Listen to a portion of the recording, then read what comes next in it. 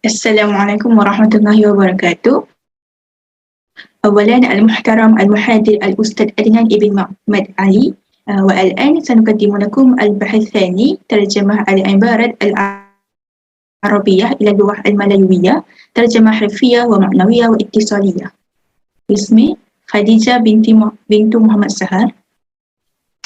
اسمي إنشراح هنيس بنت جلايني. اسمي نور نجيحة بنت حلي. اسمي شفا نائمي بنت زينودين.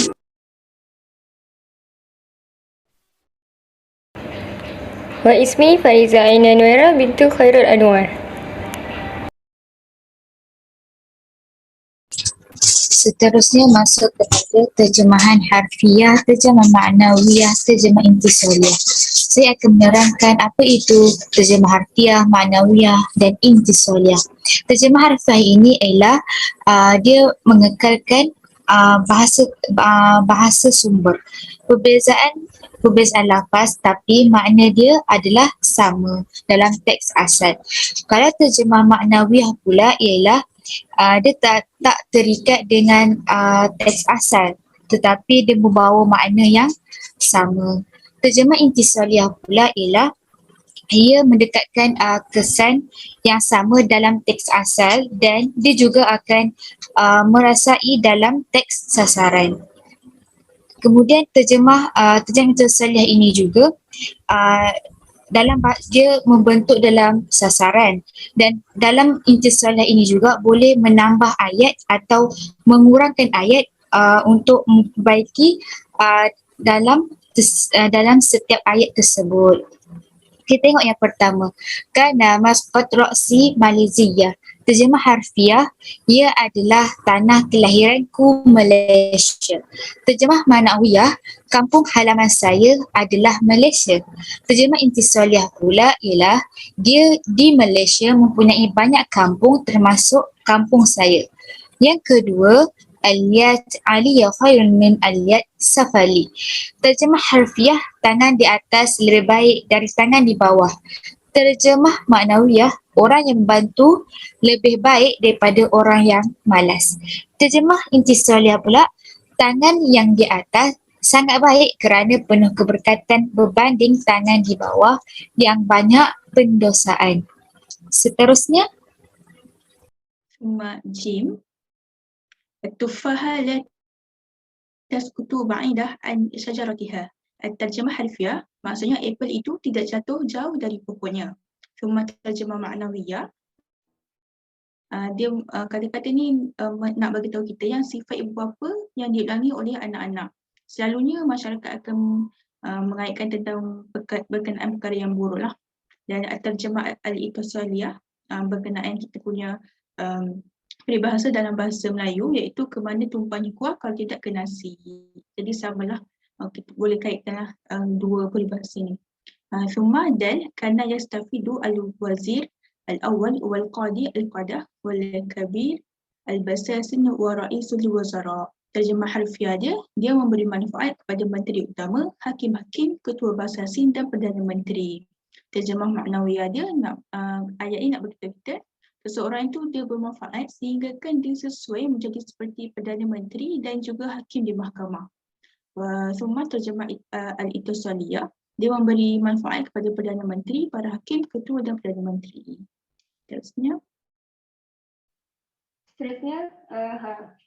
Qabla Roma tamla ul kanai. Ini antara peribahasa yang tak pasti sama ada sering digunakan ataupun tak, tapi pernah digunakan dalam bahasa Arab untuk di kalangan orang Arab. Okey, untuk terjemahan harfiah, ibu maksud sebelum melontar panah penuhkan busur. Manakala terjemah maknawiyahnya iaitu membuat persediaan sebelum berlakunya sesuatu. Dan terjemahan secara iqtisaliyah seperti peribahasa Melayu, sediakan payung sebelum hujan. Yang keenam, Asoy Ais Al-Laban. Okay, ini pun antara peribahasa Arab yang bolehlah sering digunakan juga. Okey, untuk terjemahan harfiah, susu terbazir pada musim panas. Manakala terjemahan maknawiahnya bermaksud seperti meninggalkan sesuatu kerana kekayaan, lalu menyesal di kemudian hari apabila yang ditinggalkan itu berguna kelak. Dan untuk terjemahan Ittisaliyah, seperti peribahasa Melayu, mendengar buruh di langit, air di tempayan dicurahkan. Untuk yang terjemah harfiah tu, kenapa susu terbazir pada musim panas? Okey, sebenarnya peribahasa ni wujud dari kisah yang mana seorang perempuan berkahwin dengan seorang lelaki tua yang juga pengembala binatang ternakan yang bersusu. Sepanjang dia hidup dengan suami tua dia ni, dia tak pernah ada rasa cinta. Tapi sumber makanan, minuman dia tu cukup lah sebab suami dia kan berbinatang. Jadi diorang boleh minum susu hari-hari. Okay, satu hari ni, si perempuan ni dia minta cerai dengan alasan dia tak bahagia hidup dengan suami tua. Maka mereka pun bercerai. Setelah itu perempuan tu pun berkahwin dengan lelaki muda tapi miskin. Jadi dia rasa macam ada yang kurang dekat situ. Maka ada satu hari tu perempuan tu berjalan-jalan lalu ternampak binatang-binatang ternakan bekas suami dia tadi. Kononnya tentu dia nak minta sikit susu lah dekat bekas suami dia tadi sebab penat berjalan jauh kan. Lepas tu bekas suami dia pun sebutlah peribahasa Arab As-Saif Tu'at Al-Laban tadi. Dia nak masukkan masa diorang bersama dulu, perempuan tu sanggup tinggalkan dia sebab nak kaya, nak senang. Akhirnya dia sendiri datang balik minta tolong dekat bekas suami dia tadi. Maka dari situlah wujudnya peribahasa ni. Okay, seterusnya.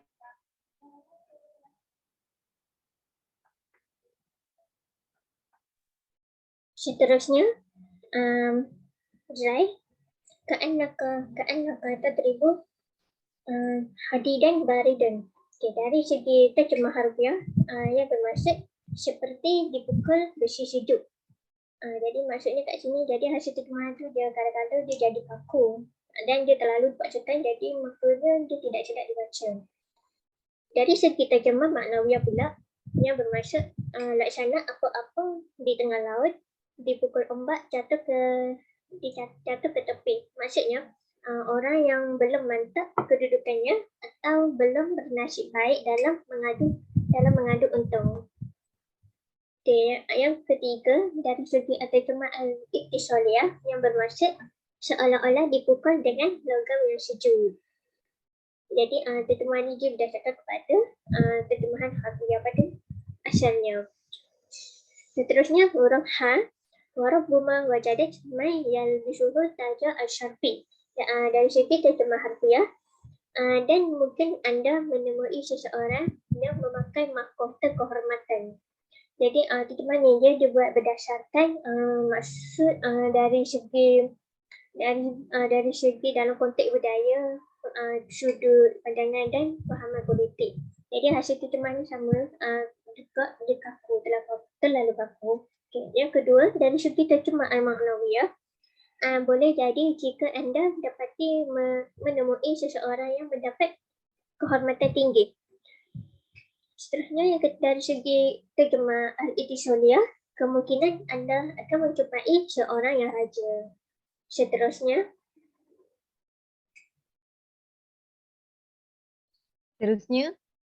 ya, jalasa Harun fi sajdahu radiyan kullu ridha. Jadi secara harfiahnya, apabila diterjemah secara harfiah bermaksud Harun telah duduk di dalam penjara dengan rela hati setiap kerelaan. Jadi kita lihat terjemah harfiah ni tidak sesuai dan sukar dipahami. Namun terjemah maknawiahnya ialah Harun masuk ke dalam penjara dengan penuh kerelaan.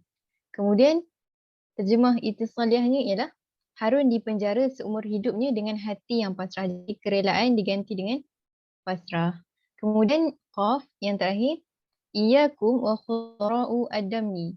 Secara harfiahnya diterjemah sebagai berhati-hatilah kalian dengan hijaunya kotoran ternak. Jadi sukar dipahami dan tidak sesuailah digunakan terjemah harfiah di sini. Namun terjemah maknawiahnya ialah berhati-hatilah terhadap wanita yang cantik yang hidup di lingkungan yang tidak baik. Kemudian secara terjemah Ittisaliyahnya ialah jangan menilai manusia dari luarannya. Naktafi bihadzal qadar. Jazakumullah. Wassalamualaikum warahmatullahi wabarakatuh.